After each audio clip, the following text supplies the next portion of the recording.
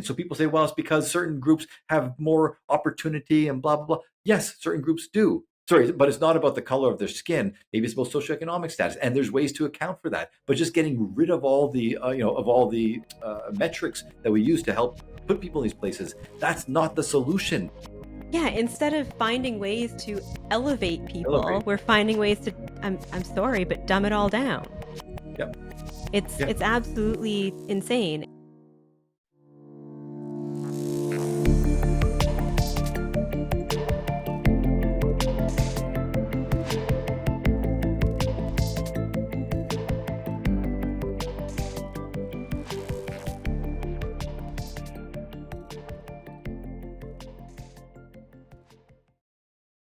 Hello and welcome to Awake at the Wheel. In this episode, we're going to be revisiting the topic of diversity, equity, and inclusion.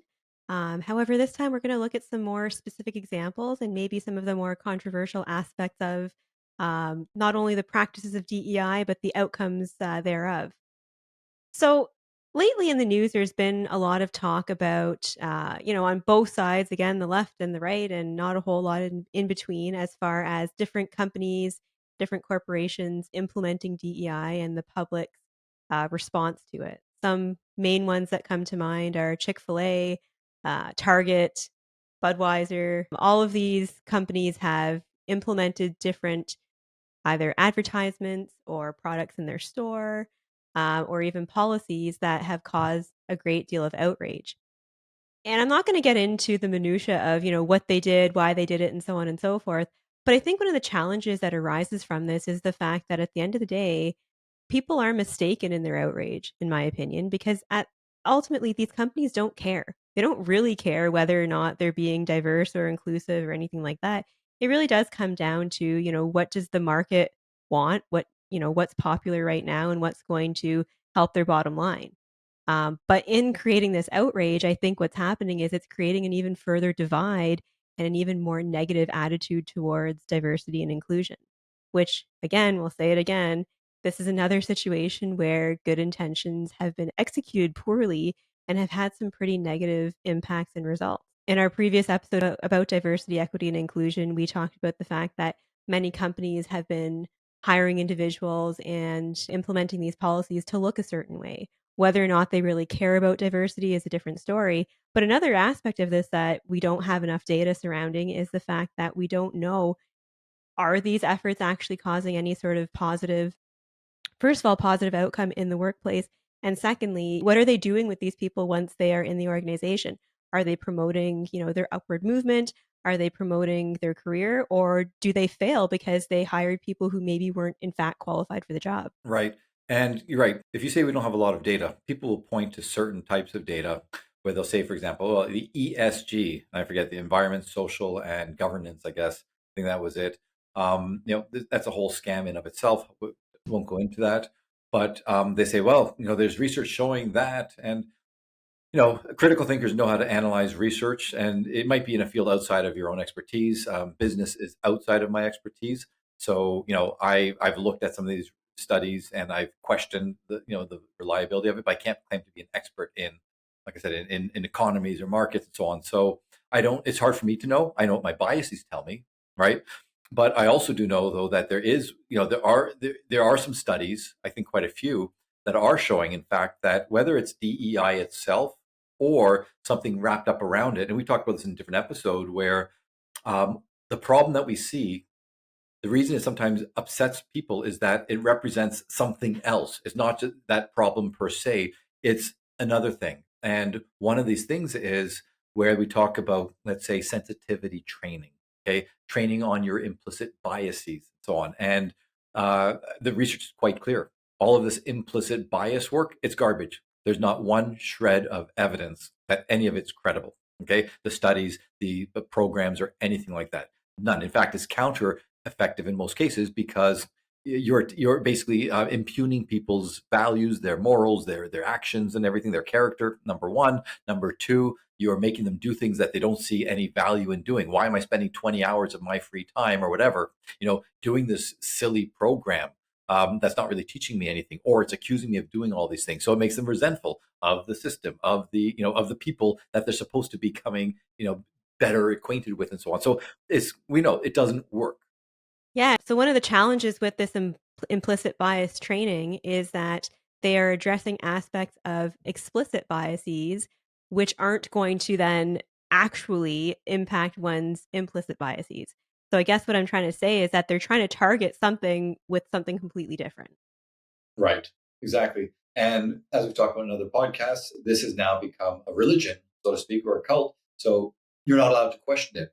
Just by questioning it, now you've proven that you're a bigot, as opposed to saying, oh, maybe this person has intelligence. Maybe they're a critical thinker. Maybe they're a systems type person and they see that this system is broken and they want to find a better system, a better way to do it, a better way to deal with these real life issues. And yes, implicit biases, the unconscious, anyone who denies them is a fool. But unfortunately, with the way that ESG, DEI, and all these programs are going, because it's a religion, they can say things. And by the way, the thing is, this is not a knock against any religion. That's the thing. When I talk about religion, I'm talking about the most zealous of adherence to these scriptures without any ability to question. More like a cult is what I'm saying, right? Yeah.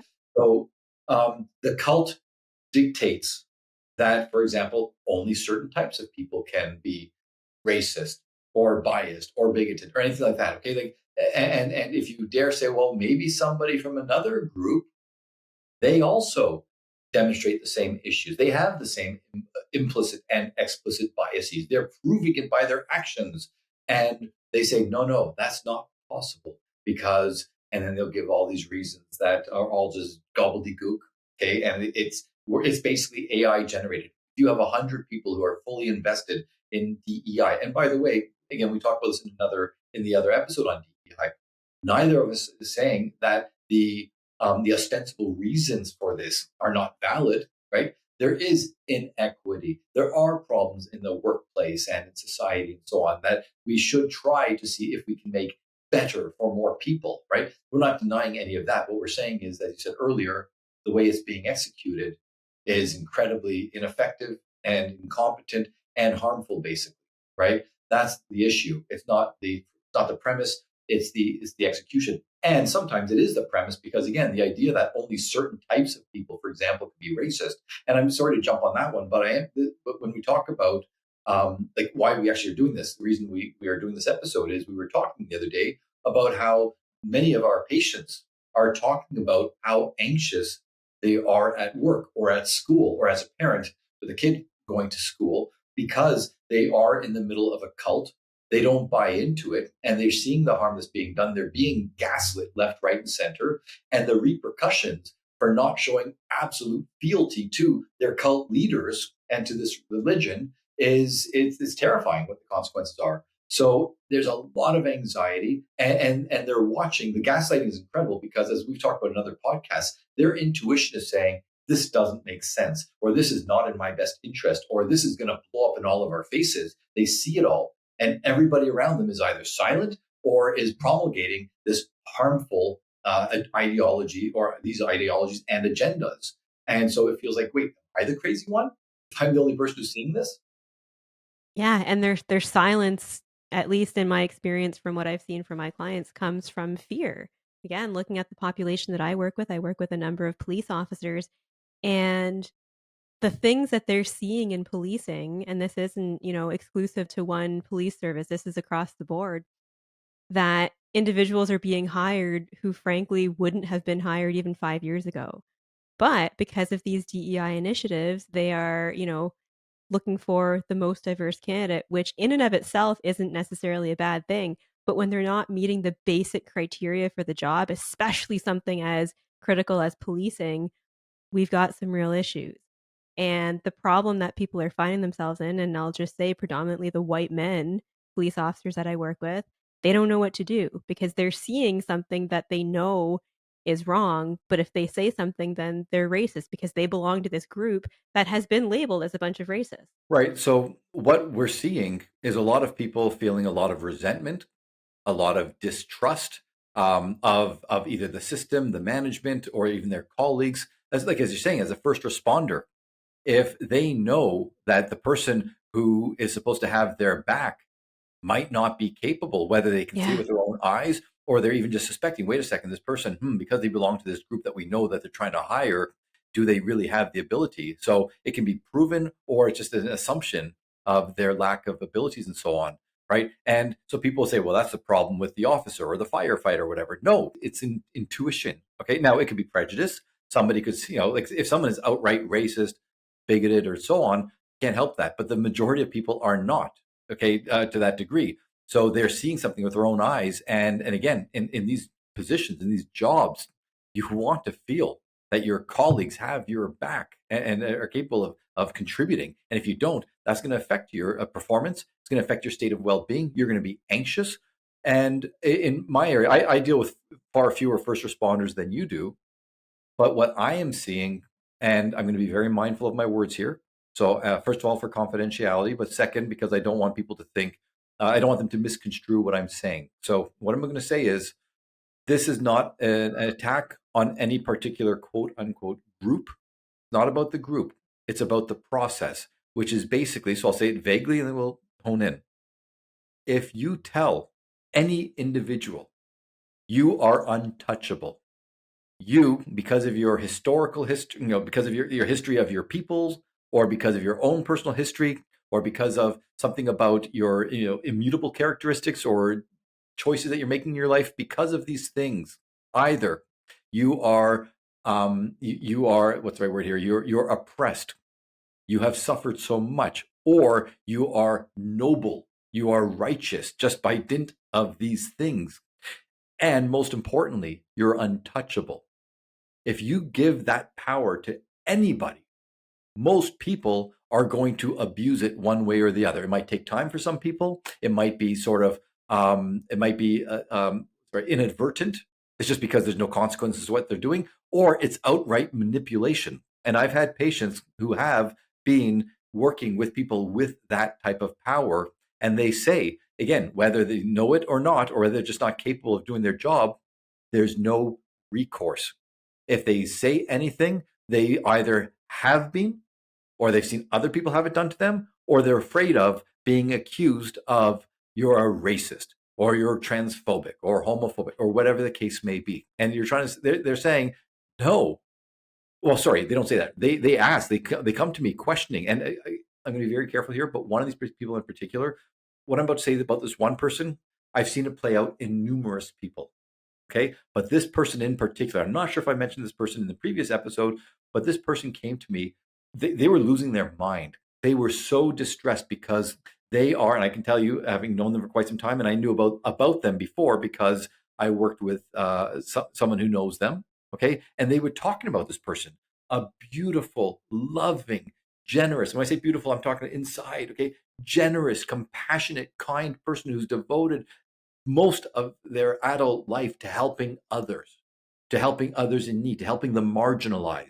And they worked for an organization. They helped build this organization that did these things, that helped give people a leg up. That, and then after years of success in this organization and in this field, a few new people got hired, and they happened to belong to certain groups, and they were told, that again, that you've been suffering your whole entire life and everything. Now it's your turn, and you can't, anyway.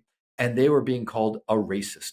This person, okay, and they were even questioning it. So I said earlier about people going, but wait, I'm not a racist. This person was actually wondering, am I a racist? Because they started buying into the narrative, because Mhm. that was what they were, that was what was brought into the organization, the DEI training, and own your white supremacy and your blah blah blah. And so they originally, because they're a team player, this person always put everybody else before them, including whatever system they were part of, in this case their organization.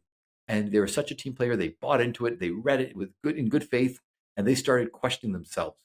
And then afterwards they realized, every time they were being called a racist and stuff like that, it was because the other person just didn't like what they were doing or what they were being asked to do. So this person, you can't just not show up to meetings. You can't, leave 2 hours early. You can't do A, B, C. You can't be abusive.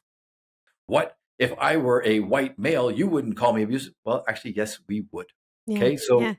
right, and again, and this person truly, their mental health was deteriorating so much. And when we worked out and everything like that, in the end, they end up leaving the job, something that they helped create, something that they Wow. devoted so much of their time to. Now, on the one hand, we had a sort of like a metaphoric funeral for that because they had to give up all of Hmm. this.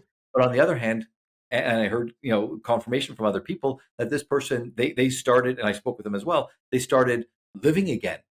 They started being themselves. They started coming into themselves after years and years of being gaslit. They still weren't 100% certain because when you've been gaslit for so many years, it's, and by the way, gaslighting usually happens one on one. Someone isolates you. In this case, they were gaslit by the entire system. It Wow. was even more devastating. So they didn't question, they were questioning, they didn't trust their reality, their grasp on reality. So they're doing much better now, even though they had to give up something that they loved. And again, this is one particular story, but I've heard it play out with so Yeah. many people. And again, it's not about, I'm not saying certain groups are bad or evil or whatever. I'm saying that if you give them this power and you Hmm. tell them this narrative, what else would you expect from anybody? Well, and what a heartbreaking example, and not to make light of it, but I'll share a funny kind of example, or a more lighthearted example at least, relating directly to this podcast. So, especially with our first episode about DEI, it's almost comical that people came at you for saying things because you're a privileged white man, but no one said shit about me because I belong to three protected classes. I'm a woman, I'm a person of color, and I'm blind. Meanwhile, we're having a discussion about the exact same thing. We are aligned in our values on the matter, and yet you're being attacked. And not that I want to be attacked, but no one says anything about me. Actually, they did because one person commented, "This bunch of white supremacists" or Oh, something like right. Yeah. that. Right? Right? This is how mindless people are. This is what happens when you join a cult, right? You see one sign of something and you jump all over it without stepping back and going, wait a second, is that actually a sign of what I'm being told it is? And Yeah. is there more to it? Yeah. So people said that it was hilarious. I mean, well, it would Yeah. be hilarious if it wasn't so, damning and such Yeah. a sad indictment of where we're going. Absolutely. Yeah, and as far as, it saddens me to hear that people would abuse those powers, I guess, for lack of a better way of putting it. And I should say, and to echo something you said earlier, obviously we think that DEI initiatives have potential for being positive. In my free time, I volunteer a lot of my time and skill and expertise to DEI initiatives in my community and to different organizations. So certainly there is value in it, but I cannot fathom how, and I know how it happens, but why people would abuse those powers and let that, excuse their terrible behavior. It's really saddening. It is saddening and it's sadly predictable. Yeah. And they're just all they're doing is they're just parroting or mirroring Ibram X. Kendi, one of the worst race grifters out there. What he said about I forget how he said it, the only cure to past discriminations is current discriminations, but you discriminate against the power, the powers that be. And we said this in other podcasts, but I think it's really worth repeating over and over and over. Okay. If you believe that Canada is a blah, blah, blah, take your pick, whether it's patriarchy, whether it's colonial, whether it's racist, whatever you want to call it. Okay. If you believe that, well, look at other countries which are far, far, far worse. Okay.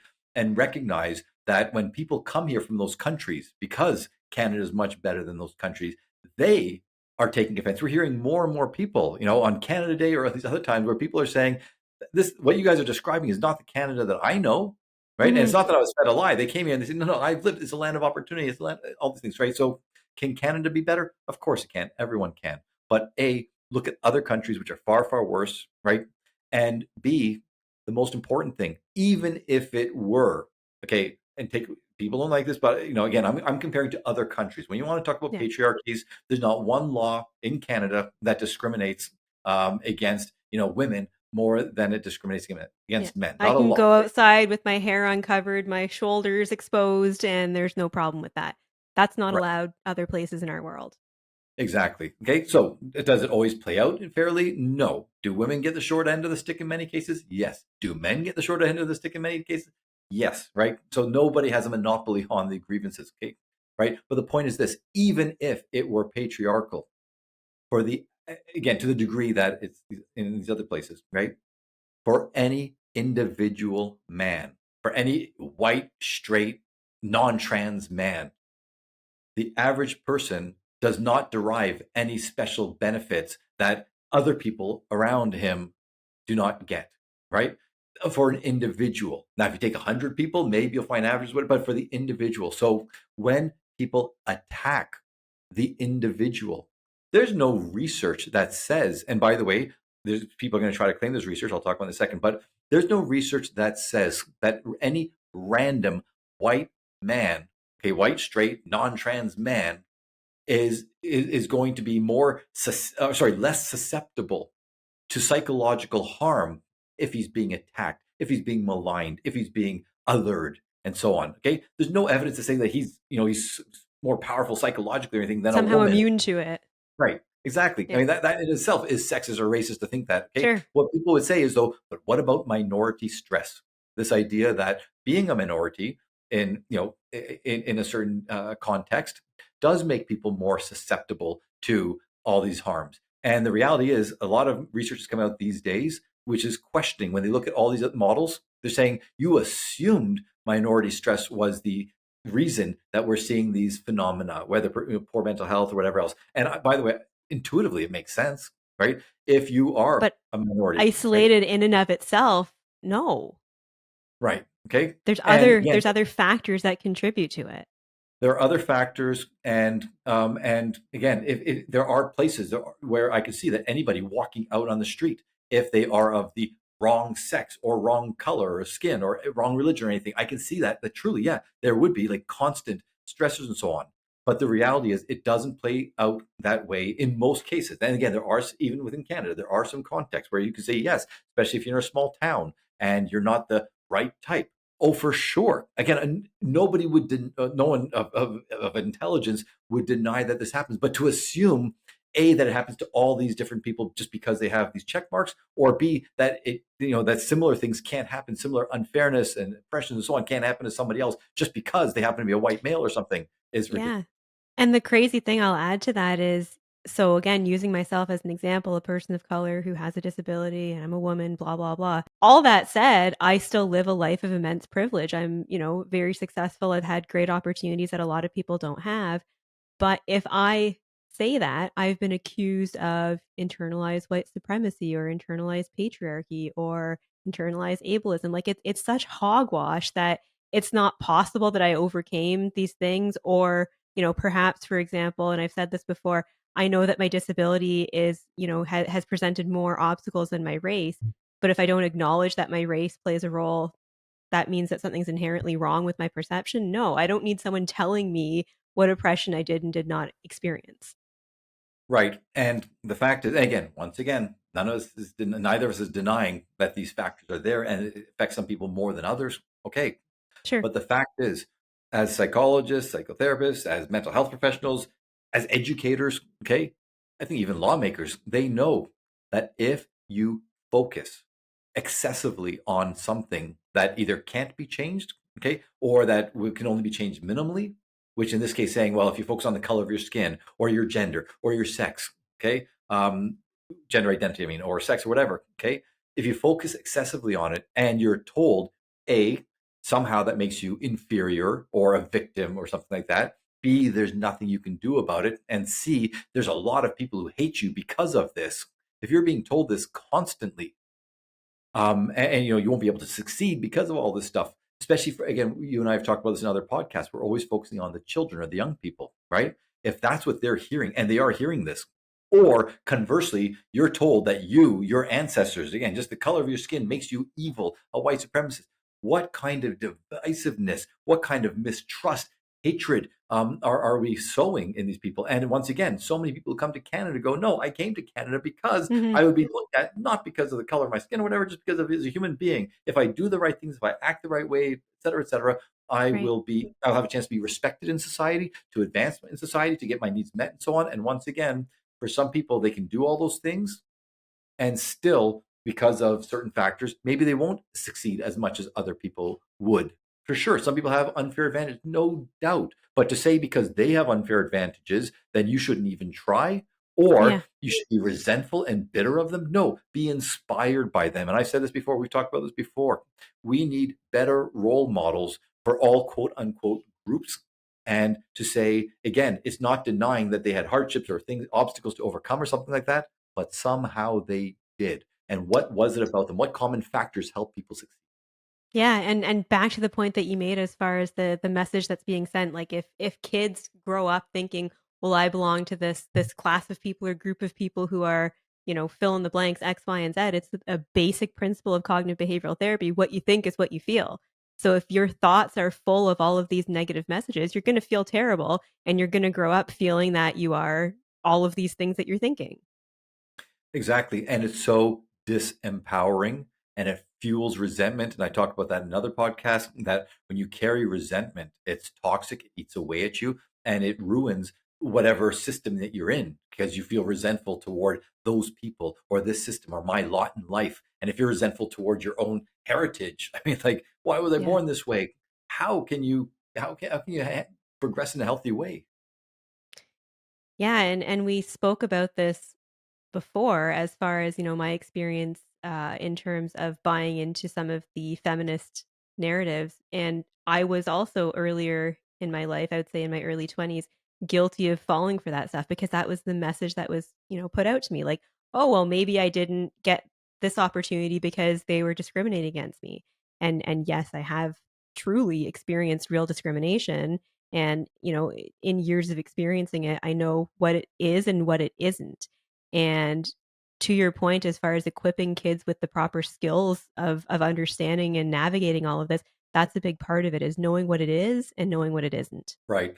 And look, that's we talked about this in another podcast. That's a parent's job to help children to be able to filter and to understand that and not to take we say this all the time, not to take an extreme black and white approach. Mhm. If I say, no, that's not discrimination, well, it would be ridiculous for me to say, therefore, there's no discrimination. No, in this context, maybe it's not. And I say this to my kids as well. My kids are multiracial and and I say to them, embrace it, love all parts of yourself and everything. And I say, and some people will see that as an advantage, will see it as a disadvantage, but their beliefs do not dictate your reality, right? And I try to help them. Don't let that don't let that ever overwhelm you. You're going to overcome that. And I've said this before, I'll say it again. If anyone ever heard me in every single one of my discussions with my three daughters, I got three daughters, right? 20, almost 26 to almost 14. If anyone ever heard me talk to them, and so like every single conversation we ever had, they would never know, unless it's a sex specific discussion, they would never know that I was talking to a daughter rather than a son. Because to me, it's the same principles when it comes to being a self-loving, strong, self-efficacious, advocate for yourself, be a good person, and so on. Right? That transcends sex. Yeah, so to tie together what you just said there and my previous point in terms of confusing messaging and narratives that are out there, I'm reminded of something funny but poignant that my son said. So my son is also biracial, and he hears a lot of the messaging out there about, white supremacy and oppression of people of color. And he's like, well, is one side of me colonizing the other? Like, I really don't understand what I'm supposed to make of this. Kudos to him. Okay, well, like really, and that's again, even though you're saying this with a smile, the fact is, kids are getting these messages, and we're talking about adults not being able to challenge the orthodoxy, not being able to, to be heretics and question this stuff. Well, that's adults are terrified of doing this, or either they're terrified because they know the consequences, or they're simple-minded and they think they're good-hearted, and so they're just saying, well, it's the right thing to do, so they don't, again, when I say simple-minded, I don't mean to sound too insulting, but let's just say they don't have many critical thinking skills. Yeah. So they just say, if I'm being told that this is the right thing to do and this is what a good person does and everything, they just blindly do that, right? That's adults.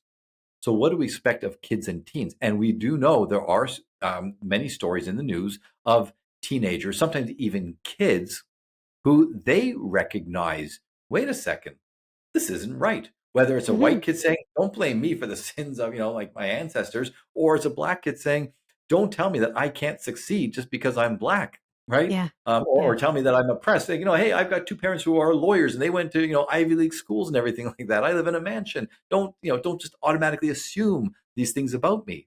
Right? Well, So yeah. you're seeing, And one of the other confusing pieces of it too, as you're saying this, it brings to mind, the double standard though, right? So there's people of color and we have to assume that people of color are oppressed, but only in certain circumstances. And math and science is one of those examples, right? So and I won't deny that there likely are individuals who belong to certain groups who are struggling in these areas of academics. But again, we can't look at that in isolation. There are other mitigating factors, for example, like socioeconomic status and access to opportunities and so on and so forth, that inhibit one's ability to succeed in a topic like math. But we don't talk about Asian students. And I feel comfortable saying that because of my heritage. Historically speaking, Asian students do tend to perform well academically for a number of cultural factors, right? That has nothing to do with race. Again, it has to do with other mitigating factors that contribute to that. So we can't talk about that because it's positive, but we can focus on the negative aspects of how people of color are doing poorly academically. But we don't look at the other factors involved in that. Right. And just what I was saying, about the kids speaking up and everything, like, right? What I was going to say was that these kids, the ones who are most being affected by what you and I are talking about right now, um, the ones who speak up, they, even though more and more are speaking up, the fact is they're still the anomalies, Hmm. because most kids, kids don't have critical thinking capacity, right?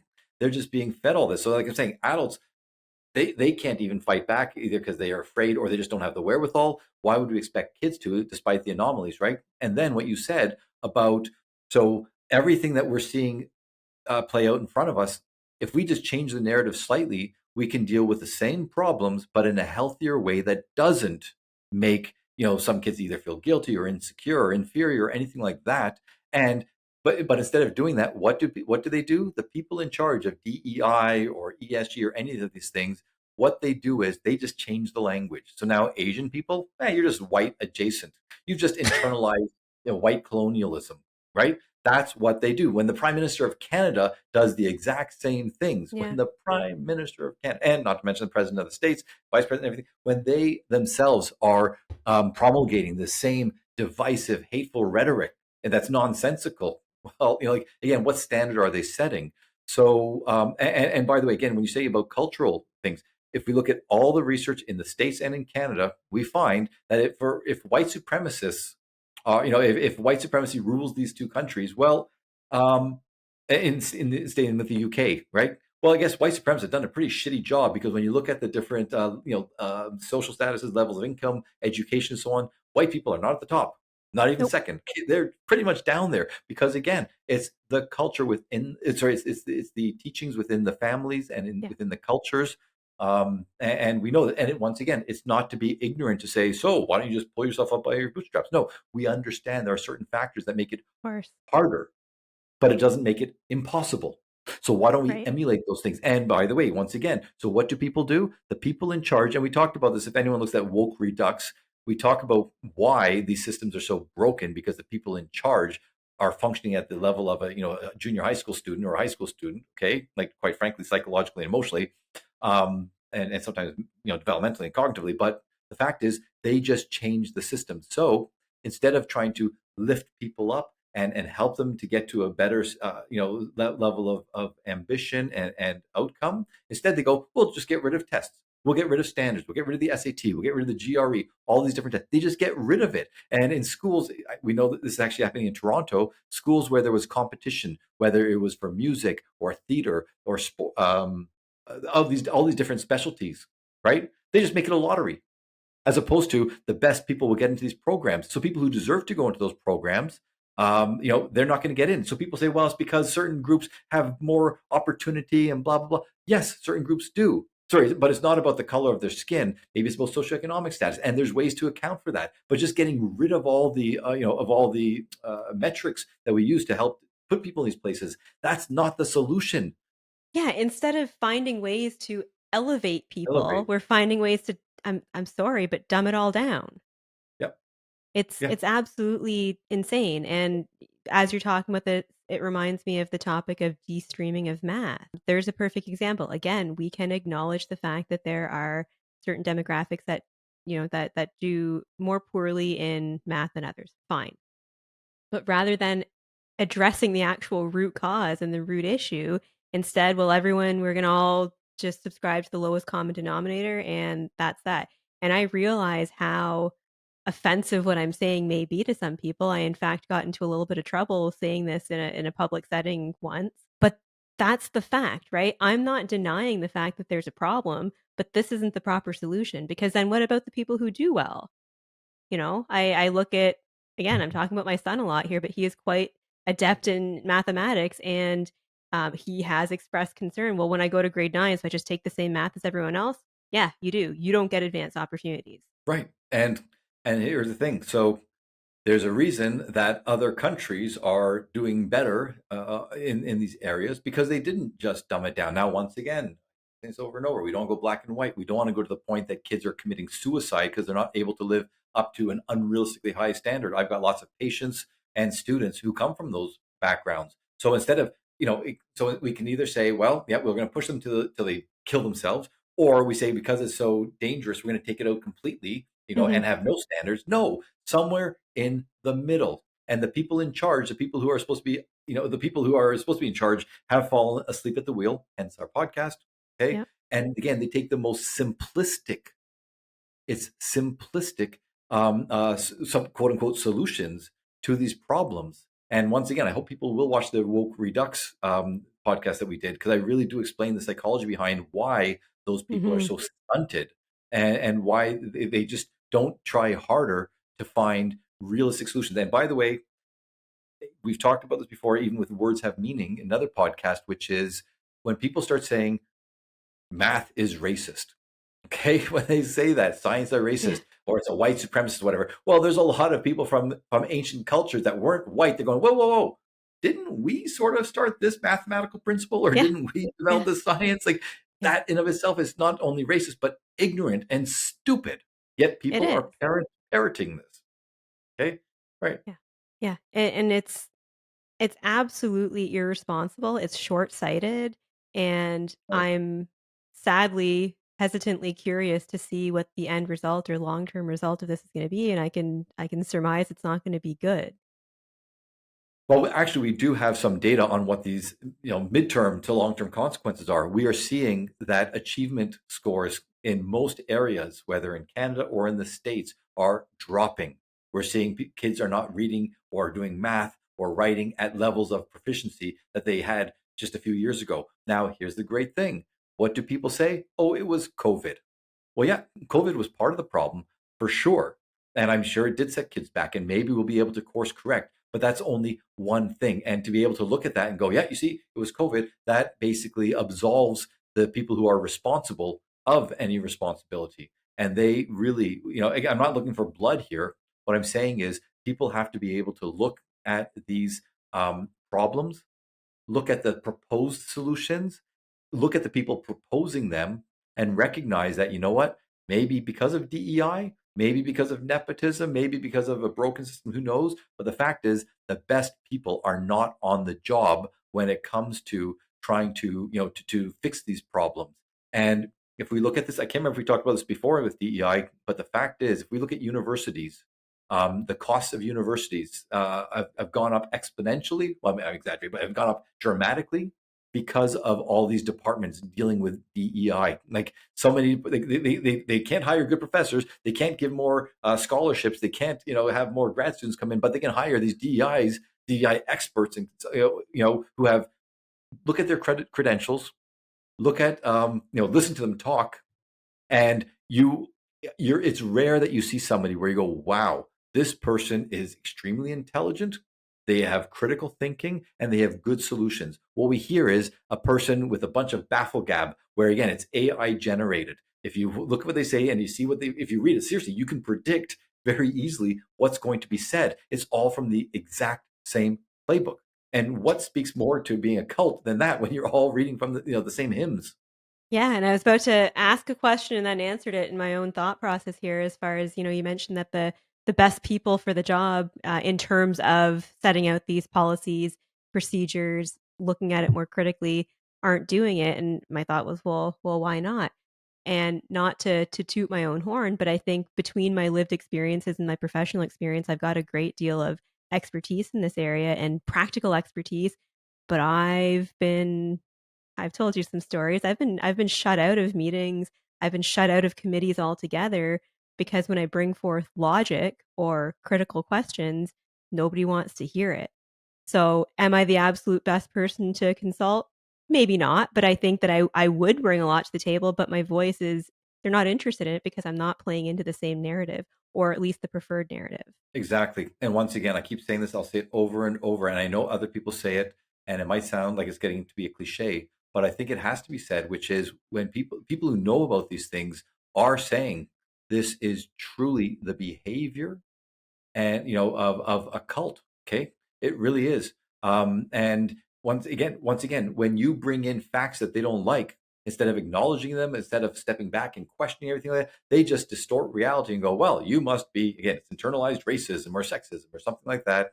Or you're just a bigot or something like that, right? Or they might be nicer about it when they say it, but that's how they sleep at night, saying, oh, thank goodness we didn't allow ourselves to be influenced and brainwashed by this horrible person, right? It is cult-like behavior. It literally is. Yeah, and it's cult-like behavior, and I think it's in part laziness as well, right? They, in many cases, have to check a box, and it's tricky and it's challenging to have a different discussion that doesn't, kind of follow the form letter that they want to go through. So I think that's a piece of it as well. And I'm telling you, I've said this in other podcasts that this is one of the reasons I believe that certain patients, a certain proportion of patients, come to therapy because they are seeing something that just feels wrong. It doesn't jibe with their understanding of reality, of humans, about truth, of their values. And yet everyone around them, it seems, they're all saying the same stuff. So they're questioning, am I the crazy one? Am I the asshole? Am I am Yeah. I wrong? And I really, it's destabilizing them. And so we're seeing some of the best and brightest, smartest, best minded, best hearted people feeling, let's say insecure, feeling mentally unstable and psychologically unstable. So it's sad. So we always say, what can we do about this? So I'm going to toss it to you, make you do the first one. What can people do to help deal with this ongoing situation? I think like so many things in life, it's about balance. And again, drawing on my own experiences, I think back to my undergraduate career where, DEI wasn't at the forefront at all. And as a result, I had a hell of a time getting any accommodations in place. I went through most of my studies with no accommodations at all for silly reasons. Basically, I didn't have a diagnosis, so sorry, too bad. So, I mean that obviously wasn't a good thing. But now we've kind of moved in the complete opposite direction where at the first mention of any sort of difference, everybody is, rushing to change everything up and tell you what you need and so on and so forth. So there's a shift in a proper direction, but I think it's gone way too far. So as far as what I mean in terms of balance and what we can do here, so for the person who is the recipient of this DEI stuff, and I'm speaking generally here, I think it's incredibly important for people to know what it is that they in fact need, because I think that one of the results of all of this is that policies are being made and then people are in turn being told what they need, what they don't need, what's oppressing them and what's not oppressing them. So developing really strong self-advocacy skills, that comes from knowing yourself, knowing what your needs are, knowing what they are not, and being able to clearly and properly articulate that. It's difficult to, and again, speaking from my own experience, it took a hell of a lot of practice, a lot of some tears, quite frankly, in not being able to properly stand up for myself. But it's a really important skill, and I think a vital skill within this space. And as always, again, there's certain principles that you and I discuss in solutions to different issues because these are fundamental, they're foundational. So again, knowing yourself, being able to advocate for yourself, knowing your needs, and so on. And going back to knowing yourself, again, if you know that you're a good person, if you know that you're not a bigot or a racist or something like that, not allowing other people's proclamations to determine or dictate your reality is very important. And one way to do that is, since we're social animals, as I always say, you find like-minded people. If they're not within whatever organization you're in, then you join anonymous groups and so on. Now you have to be careful because these anonymous groups can push you into the margins, and then you can actually become you can find people who are truly these terrible people and hateful, whatever. So you have to always be mindful. Any group that you go to, any group, there's always the risk that there's going to be radicals who are, again, who are unhealthy right? Radical in of itself is not necessarily bad, but when they take radical beliefs and perspective, and approaches and so on, it can be unhealthy. So you have to be mindful of that. But even in like they're going to be in any group, right? And within that group, you might have to find the few people that are more, let's say, aligned with your values and reasonable thinking and so on, right? So whether it's those anonymous groups, whether it's your family, whether it's within your organization, friends, whatever, finding that, because otherwise you are going to be susceptible to the effects of gaslighting. I always tell patients, when is gaslighting not gaslighting? When you know what's happening. Okay. So again, if everyone around you is acting a certain way, you might start questioning, well, how do I know that this is, not real? That's why you need those tethers to reality. And here's the saddest thing though, because normally, I'll tell you right now, I normally try to find positivity. And so I don't have a great answer to this.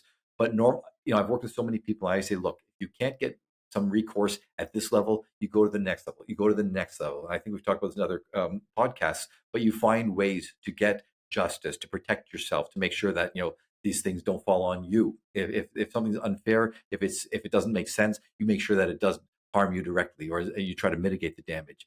Unfortunately, with many of these organizations, you keep going higher and higher, and you realize that each person is towing the line. They're towing the party line, not necessarily because they believe in it, although sometimes they do, but because their job is dependent on that.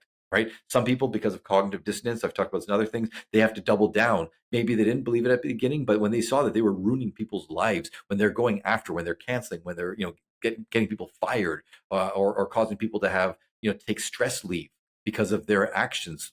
Either they say, wow, I've, unfortunately for my own selfish needs, I've enforced these policies that are harmful, or they say, no, I'm doing good. And if this person can't handle it, well, good riddance to them, right? The average person will take the latter path. They're going to distort reality to help themselves sleep at night. So, whatever the reason, the fact is the higher ups we're finding now, especially with the implementation of ESG and the consequences of this, people who are better or more well versed at this than I am, they've been talking about this, the implications about companies being taken off of the stock exchange or the S&P and so on if they don't adhere to the Yeah. ESG and the DEI and it, right?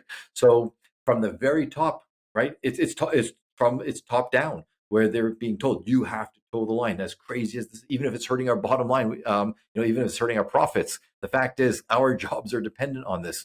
So the sad thing is, it's really hard sometimes to get recourse, and sometimes you have to decide, I've got to leave this job and find another place, that is less hateful and harmful and maybe more sane. Okay. And I have to be careful on this, and I know some lawyers are going to hate me for saying this, but if it's legal to do so in your jurisdiction, you carry a recorder everywhere you go. Now, I know people hate that because they're going, "What? What about you're violating trust or everything?" You're not doing this for any nefarious purposes. You're not going to, put it on Reddit or on TikTok or something like that. You're It's not for doing your own that protection. for your own protection, so that if someone accuses you of something that didn't happen, you have proof, and B, for your own sanity, because you can go back and listen to it and go, yeah, I thought they said that. They said 2 + 2 = 5. I could have sworn, but really no. And then you listen to it and go, yeah, they really did say that. And then you realize, yeah, they're the crazy one or the bad one or the deceptive one, not me. So I say to people, always carry it around. I had one patient, just so you know, I can't remember if I said it before, but they told me, they said, because I'd recommended to them to do this in their situation, and they said, Dr. Amate, they said, tell all your patients, get these devices, because this person said that A, it saved their job because something was claimed that didn't happen and they were able to Mhm. prove it. And B, they said, even if I didn't have that, they said walking in and with into work every day with this, it's like having either a gun under your jacket or a coat of armor, because it just felt a level of protection, because no longer he said she said, right? I Right. have the evidence if I need it, and I hope I don't have to use it, but if I do, just having that there gave me that peace of Yeah. mind. Yeah. And how crazy that we're in a world where we have to think that way, but, to the point that we're talking about here, that sometimes is necessary. But something I want to add here as far as what people can do, this seems like such a huge insurmountable issue in many ways. So oftentimes in therapy with clients, when I say we're looking at these big world issues, you got to bring it down to the macro level as far as, okay, well, what in my individual life can I do about this? Or how can I look at it differently, or whatever the case may be. So I really want to caution people to think critically, view critically what's happening with the DEI space, because in theory, it's great. You know, again, being the recipient of some of these changes across not only my professional life, but my academic life, it's great to be able to, get what I need. Fine. But what I'm also noticing is that there is this great divisiveness, and we kind of touched on this throughout the episode, but this great divisiveness that's existing or developing as a result of this. And it's in fact doing the quite opposite. It's pitting different people against one another and really highlighting the differences rather than I think what the initial goal was to make us all feel more equal and more the same. But it's doing quite the opposite. So really be aware individuals of the way that you're perceiving this and maybe the negative attitudes that you're developing about this, right? So, long story short, view it very critically and be keep your eyes open to what's actually happening out there with this. Exactly. And on that note, until next time, keep your eyes on the road and your hands upon the wheel. As much as we love listening to ourselves speak, especially me, we would love to hear from you as well. So our emails are in the description below. If you would please write to us with your questions, feedback, comments, topics that you would like us to cover. We can do this together, the two of us, but it's much better if we do it together. So we look forward to hearing from you, and we are going to have a segment called Rounds Table, where we're going to discuss the feedback and the questions and so on from our audience, and we will take it to the next level. We're going to help you be able to deal with some of these issues that you might be bringing us, or it's going to be a topic for us to explore together. And we really look forward to building a community of like-minded people who want to do right by others, not just for themselves.